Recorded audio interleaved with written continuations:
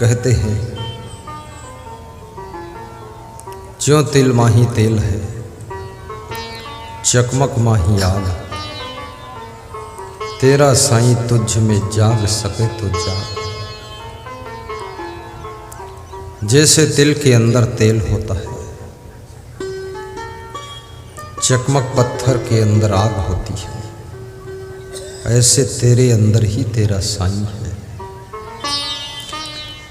लेकिन कबीर शर्त रखते हैं कि जाग सकोगे तो ही समझ पाओगे, सोते रहोगे तो समझ में नहीं आएगा।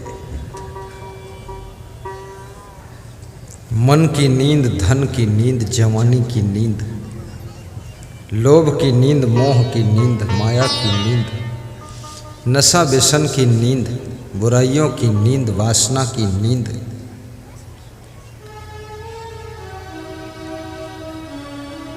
अहंकार की नींद, दौलत की नींद, ये सब नींदों से जागना पड़ेगा। शरीर की नींद तो तुम 6 घंटे लेते, लेकिन माया की नींद में तो तुम 24 घंटे रहते।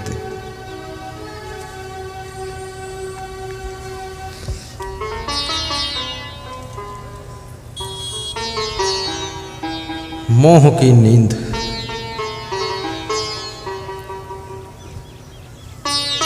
टूटती नहीं है। ये मोह, लोग मर जाते हैं फिर भी उनके प्रति मोह की नींद टूटती नहीं। मृत्यु हो गई है।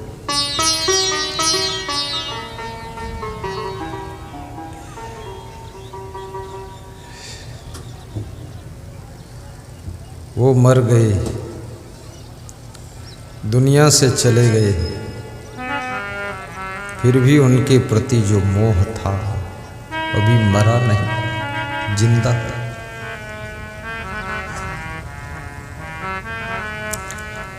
ये ममता बहुत कठिन है। ममता तू न गई मेरे मन से।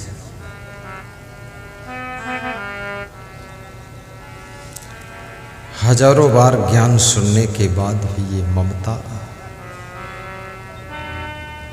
मरती नहीं है।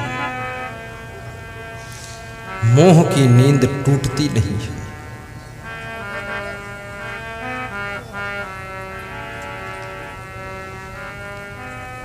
और ये संसार मोह से ही संचालित हो रहा है। यदि मोह की नींद टूट जाएगी तो इस आत्मा का दोबारा जन्म नहीं होगा। ये तुम्हारे मन का मोह, मन की ममता बार बार इस संसार में तुमको जन्म दिलाती है। इसलिए कबीर साहब कहते हैं जियत न तरे मुए का तरी हो। जीते जी जो नहीं तर सके वे मरने के बाद क्या तरेंगे, ऐसा कबीर साहब कहते हैं।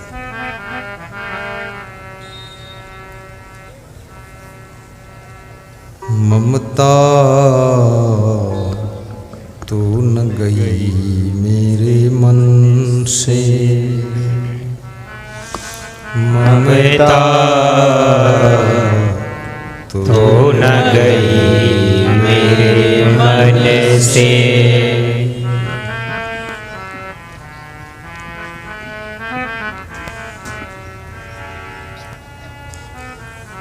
राजा जनक चित्रकूट में जब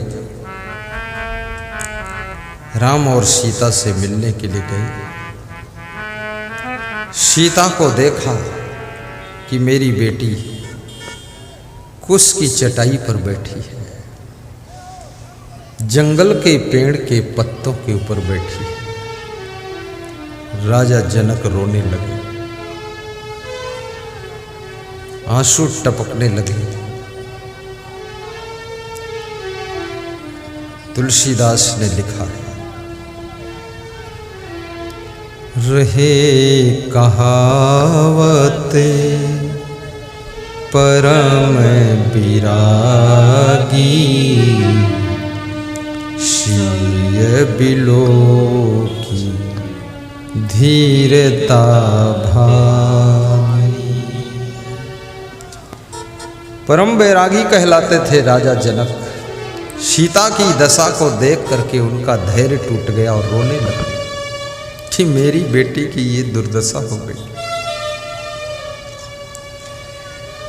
ज्ञान नहीं है।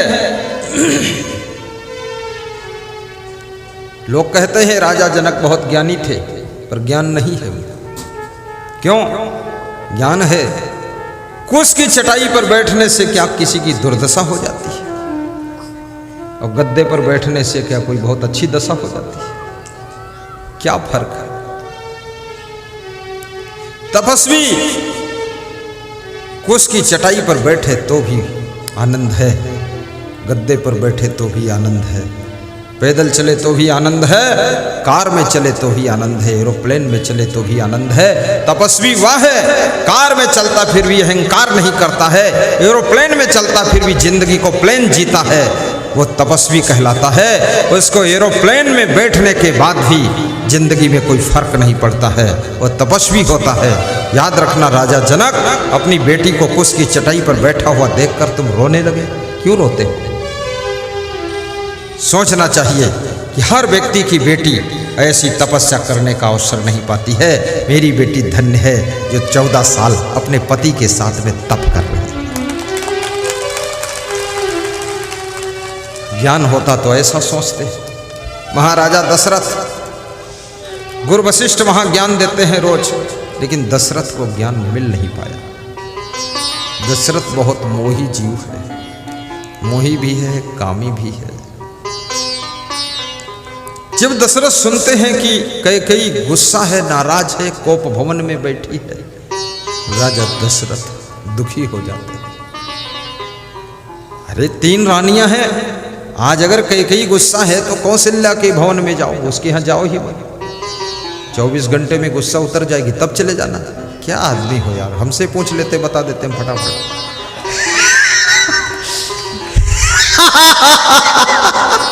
हाँ, जिसके एक ही रानी है तो कोई ऑप्शन नहीं है, जाना ही पड़ेगा। लेकिन जब 3 है, सुमित्रा, क्या क्या बात है। चतुराई सीखो। राजा दशरथ, मैं अगर होता संत उस समय तुम्हें बता देता, इतना दुख नहीं होता, तुम मरते भी नहीं, जिंदा रहते।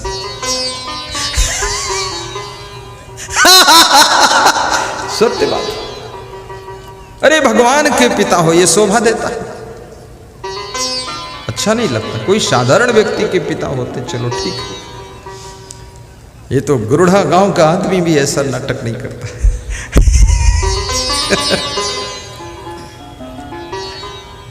कोप भवन सुनि सकुचे राऊ, भय बस आगे परे न पाऊं। कोप भवन में कैकेयी को समाचार सुनते हैं, बड़े संकोच में पड़ गए। इतना दुख हो गया, डर लग गया कि आगे पांव नहीं बढ़ रहे। चक्रवर्ती बादशाह हुआ, बहुत बड़े राजा हुआ। इसलिए याद रखना, नारी हो या नर हो, सबके अंदर थोड़ा त्याग होना चाहिए। संतोष। कोप भवन सुनी सकुचे राऊ, भय बस आगे परई न पाऊं। कोप भवन सुनी सकुचे राऊ। सकुच गए।